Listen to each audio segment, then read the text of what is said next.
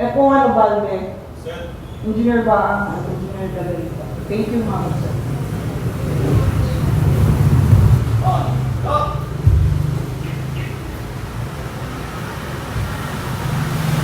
To our Regional Director, Fire Chief Superintendent Anaji Abakahima, to our Regional Chief of Staff, Fire Senior Superintendent Alan A. Kabutzer, ladies and gentlemen, welcome to the Bureau of Fire Protection Regional Office 10 Traditional Monday Flag Raising Ceremony. We are your hosts, the Operations Division, headed by Fire Superintendent Federico H. Toledo Jr. Sir. And now, the ceremony begins. Handa po yung malaki ma'am para sa pagbibigay po kayo sa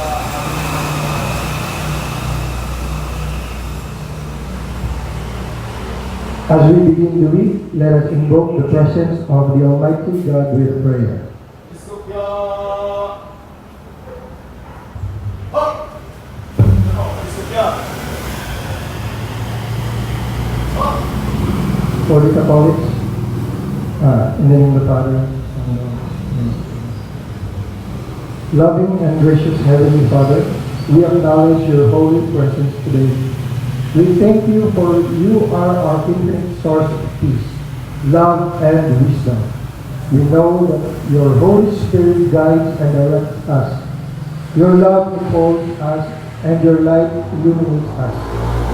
Lord, we entrust to you everything in our lives, in spite of the various challenges that we are facing in our society today. We remain steadfast to cling to your words because we believe that you will always make a way for us. As we start to do our job of the week, we always pray for your spiritual guidance and direction because we are nothing without you. We need you, Father God, not only in moments of great difficulty and danger, but in every second of our lives. Lord, we pray for our leaders from the President down to the lowest position in the government. Grant them with your heavenly wisdom. Help them to lead and govern with integrity, and always give them the strength to do what is right for the benefit of everyone. As employees of the government, we likewise pray for your guidance and direction. Guide us in the work we do, that we may do it not for self alone, but for the common good. Teach us to perform our job faithfully and diligently, so that we will always be a blessing and a source of inspiration to our co-employees, especially to the people who need our services. Give us always the strength to do, patience to bear, and let our courage never fail. All these things we ask and pray in Jesus' mighty name. Amen.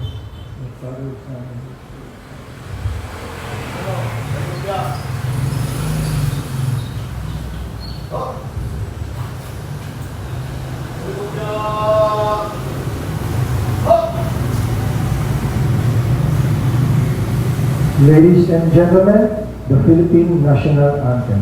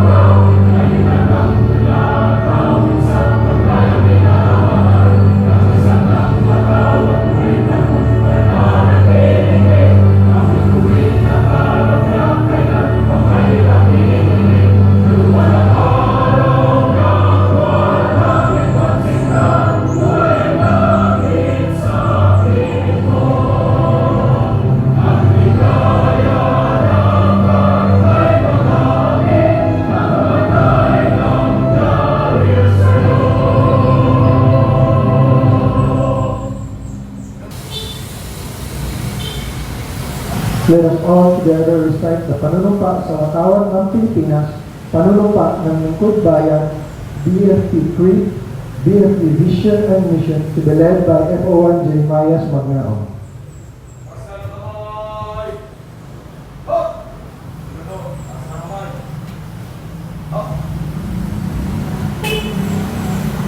nanunumpa sa watawat ng Pilipinas. Ako ay Pilipino, taos puso nanunumpa sa watawat ng Pilipinas at sa bansang kanyang pinasagisa ng may daral, katarungan at kalayaan na pinakikilot ng sambayan ng mga Diyos, kakalikasan, makatao at makabansa. Panunumpa ng lingkod bayan sa bagong Dilinggo. Ako ay isang lingkod bayan, pangalagaan ko ang tiwalang pinakaloob ng mamayan. Maglilingkod ako ng may malasakit, katapatan at kausayan na walang sinisilingan. Magiging mabuting halimbawa ako at magbibigay ng pag-asa at inspirasyon sa aking kapwa lingkod bayan. Nilinangin ko ang aking sariling kakayahan upang sa lahat ng panahon ay mapaglingkuran ko ng buong kausayan ang sambayanan. Hindi ako pagkibahagi sa makatiwalaan sa pamalaan. Pipigilan ko at isuwalat ko ito sa pamagitan ng tama at angkop na pamamaraan. Sasabuhay ko ang isang lingkod bayan, maka-Diyos, makatao, makakalikasan at makabansa. Tutugon ako sa mga hamon ng mga makabagong panahon tungo sa likay ng matatag, maginawa at matatag na buhay. Sa mga kapungkulit ang aring ito, kasayahan nawa ko ng may kapal.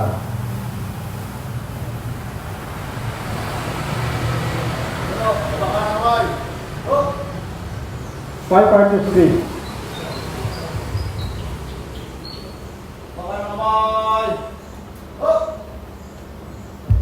Five Partners Street.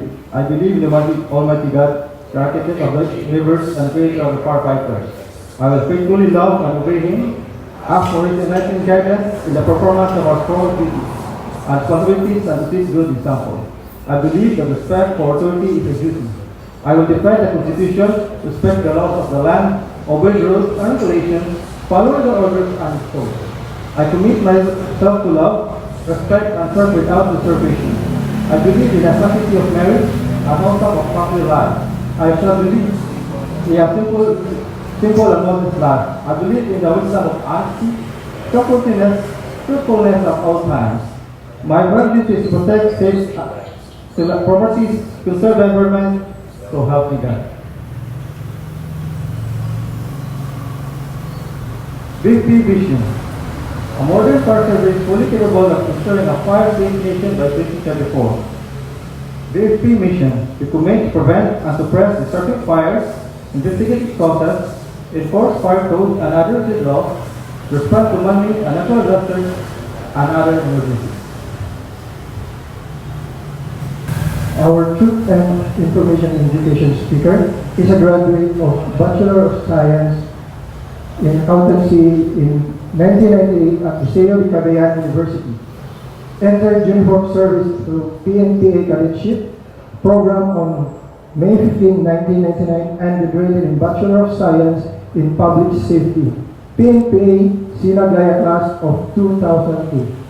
Graduated Masters in Public Administration in 2012 at Medina College and has served as a commissioned officer in the BFP for almost 22 years. Former Municipal Fire Marshal of Manticao Fire Station, Misamis Oriental, and Manolo Fornich, Bukidnon. Former City Fire Marshal of Osamis City Fire Station, Misamis Occidental. Illegal City Fire Station, Lanao del Norte, and Malabalay City Fire Station, Bukidnon. Former Regional Chief Admin, BFP Regional Headquarters 10. Former Station Commander of Station 3 Carmen Fire Station, Cagayan de Oro Fire District, and was consequently assigned as the Acting District Fire Marshal, Cagayan de Oro Fire District in 2017. Former Provincial Fire Marshal of Misamis Oriental and Provincial Fire Marshal in Camiguin Province, and now currently designated as a District Fire Marshal of Cagayan de Oro Fire District. Please help me welcome our Truth, Information and Education speaker, Fire Superintendent Wilfredo A. David, sir.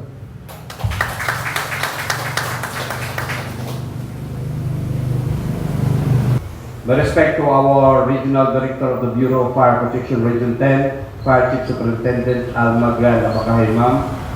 To the members of the command group, si Sir Cabo, sir, Kanatong Commission Officer, and non-commissioned officer, kanatong tanan maayong buntag. So this morning I feel elated, no, to be your speaker karong Monday flag raising ceremony. Akong gipili nga akong i-share today is about professionalism. No, professionalism in a sense because of my experience last week katong nag-attend sa expo wherein nagsakay ng taxi. Pagsakay na mong taxi from airport to Lime Hotel, no, Lime Resort Hotel, ang taxi walang kabalo sa katong Lime Hotel. So nag-ikot-ikot kami para maabot na mo ang katong area. Pero kabalo siya nga dito nga area ang Lime Hotel, pero ang specific place, so nag-ikot mi. Among charge sa taxi around 250. Pagbayad na akong 250, iyang unit sa ako 50 pesos. Sabi ko sa kanya, ba't sinuli mo yung 50 pesos?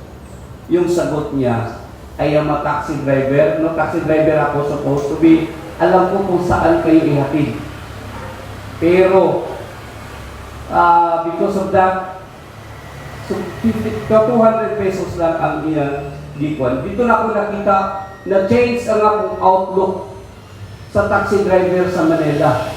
Na di pagdalaw na ko sa taxi driver, mangigilat kung saan nakuha. Pero by that single act of a taxi driver, na-change totally ang tingin ko sa mga driver ng taxi sa Manila. So the same with the Bureau of Fire Protection sa atin. No, kung makita natin ito na yung na-decade na value sa pagiging isang bombero. Nakita ko na kailangan talaga ito na-revive sa puso natin ng mga bombero. Kung titingnan natin po the past experience, last off-site inspection, no, pina-squatras yung sadden ko nga ako kasi mga tauhan ko yun sa CAPD. Pina-squatras.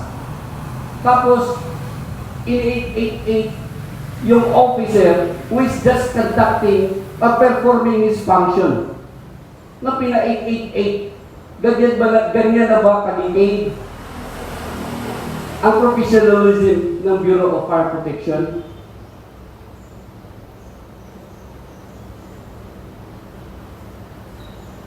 Pag may mga decisions sa command na hindi favorable sa atin, parang inaabuso na natin yung 888.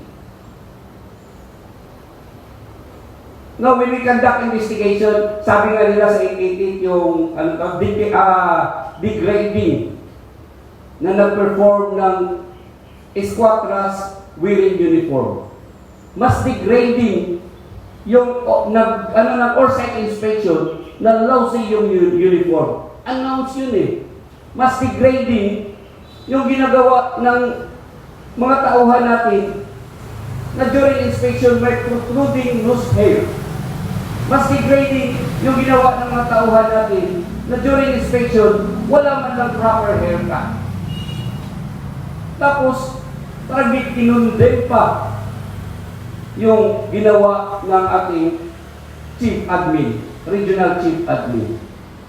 So when we conduct investigation, so na-point out noon sa Class Maliga na sinare lang niya yung duty, siya, ganito yung mangyari sa inyo pag palaw-silaw-si kayo. Yung honest yung nila, niya, kumbaga. But, point out to the group. So, ganyan yung natin. Tapos, another situation, bakit ko pinili itong professionalism? Yung incident, kahit na yung allowance natin, na 3 years na hindi nakatanggap ng allowance kasi yung extended na pundo for allowance sa Cagayan de Oro Fire District, 260 lang. Umabot na kami ng 312. So may hindi nakatanggap ng allowance for how many years? May 3 years na nag-serve sa Cagayan de Oro na hindi nakatanggap ng allowance. Yung ginawa natin, being an officer, no 2017, ganyan din ginawa natin, binawas the chief yung district chief doon sa Cagayan de Oro.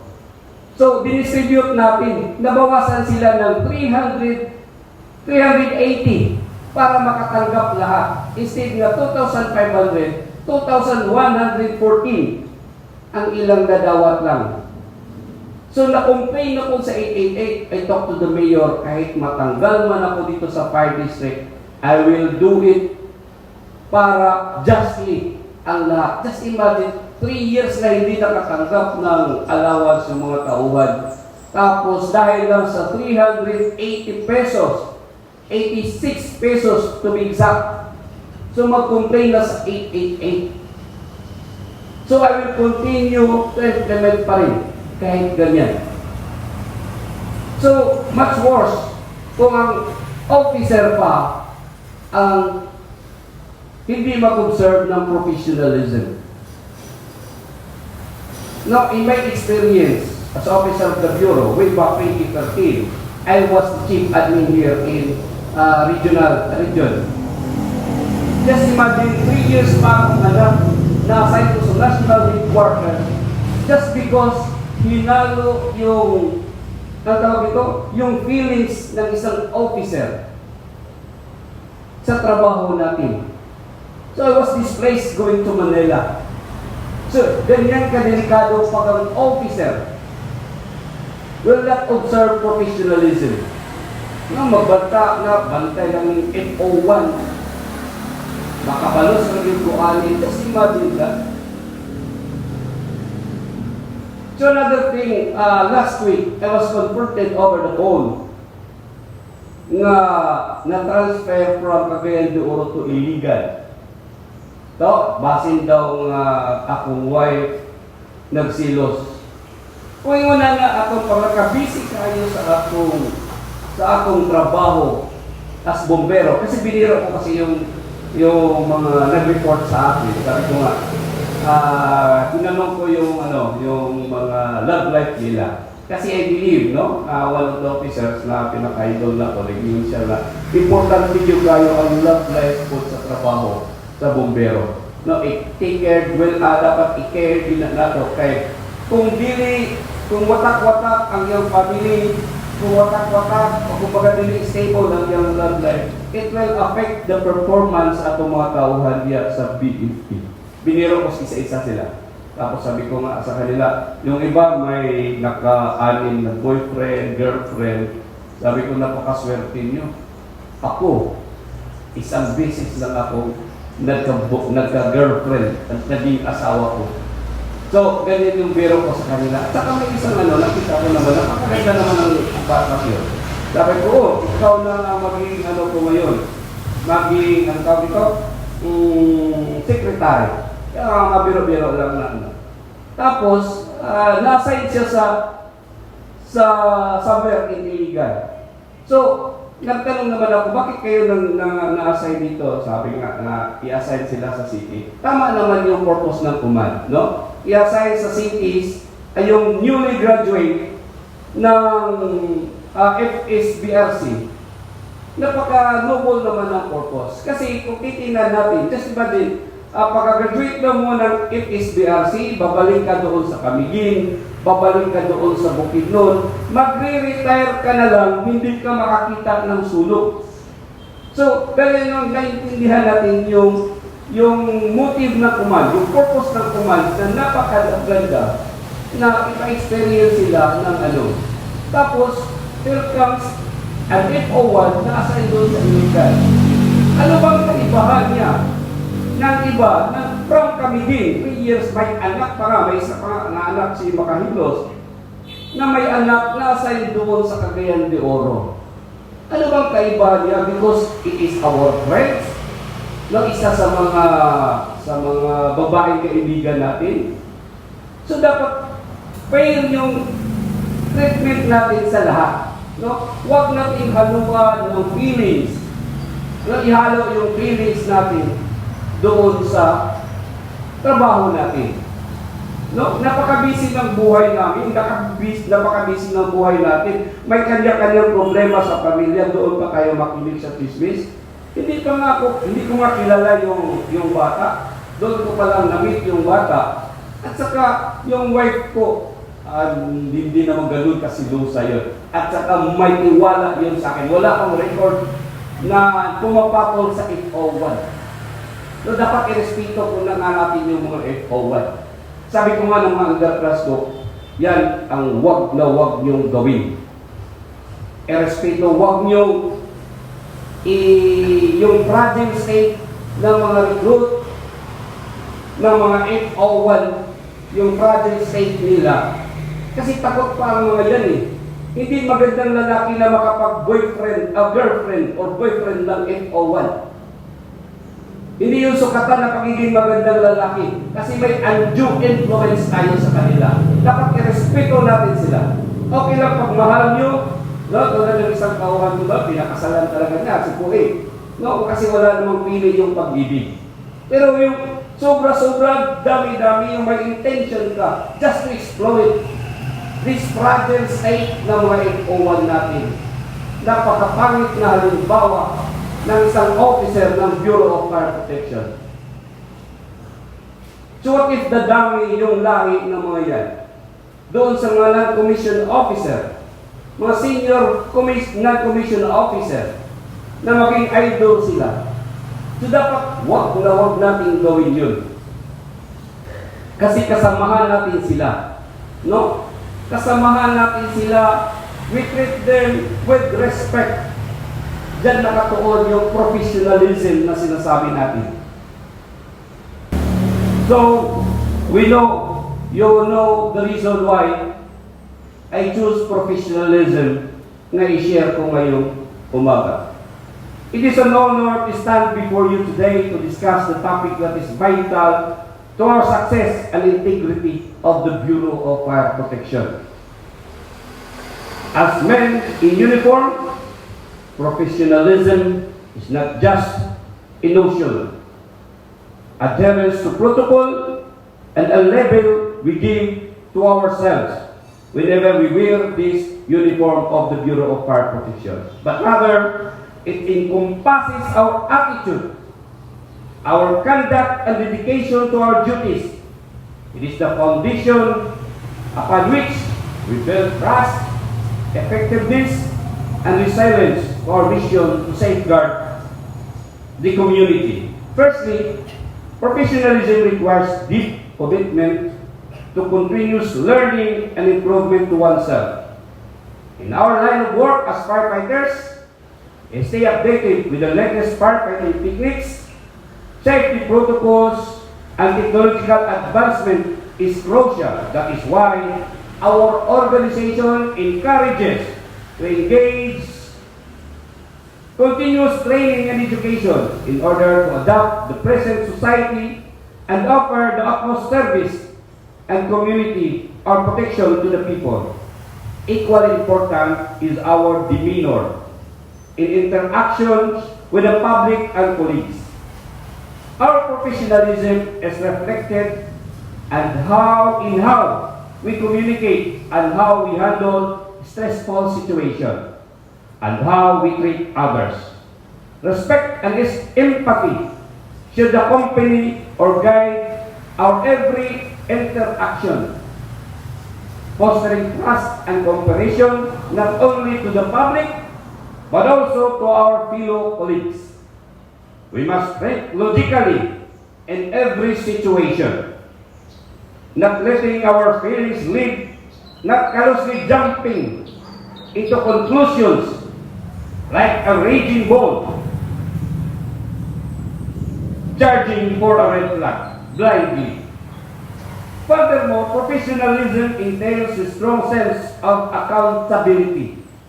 Each decision we make and every action we take should always be guided to commitment to ethical standards and responsibility to uphold the public trust.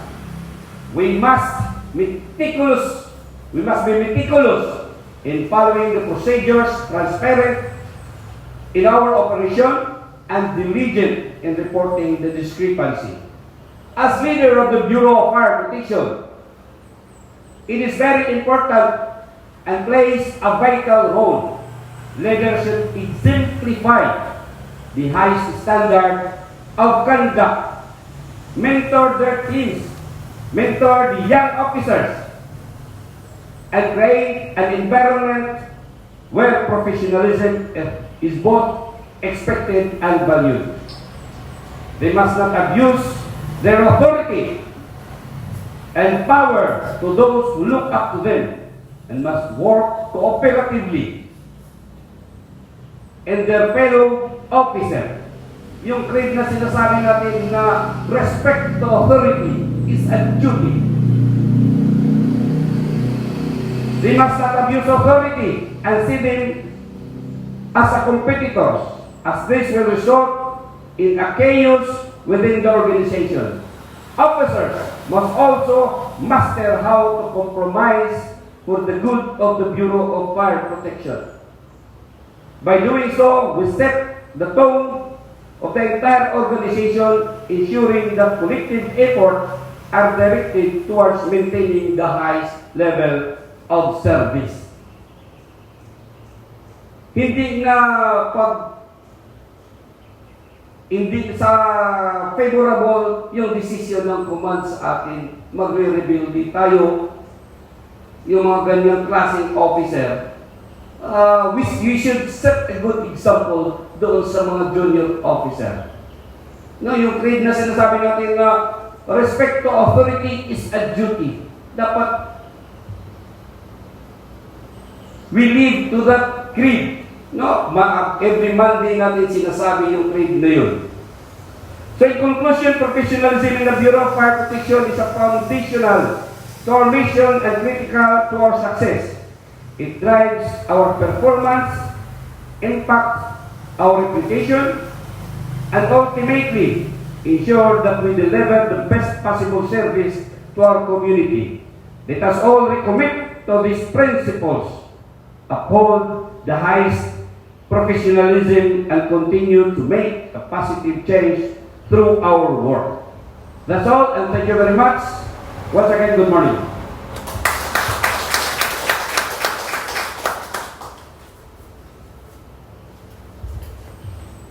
Thank you so much for the information and a wonderful speech, sir. At this juncture, may we call in our Regional Director of Fire, Chief Superintendent Alma J. Bakaima, to award the Medalya ng Papuri to our speaker.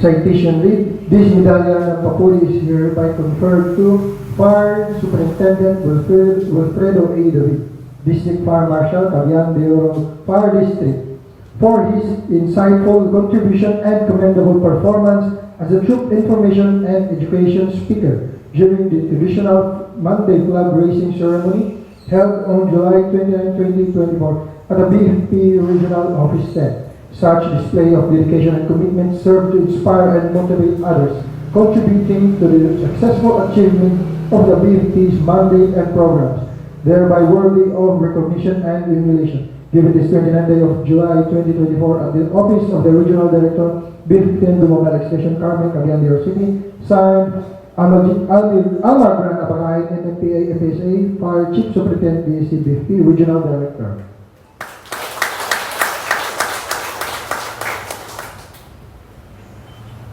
This moment, may we call on any announcements from different divisions and sections, Ma'am Sir?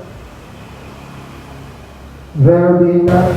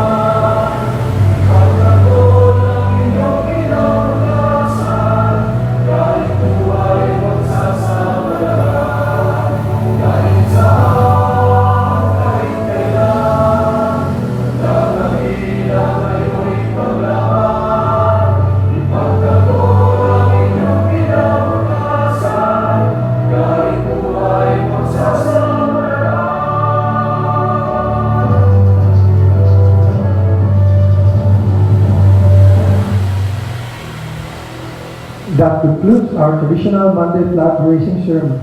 This has been your host, Efoto Donald Caballo.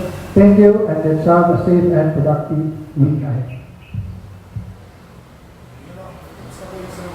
Permission to dismiss the books. May 1.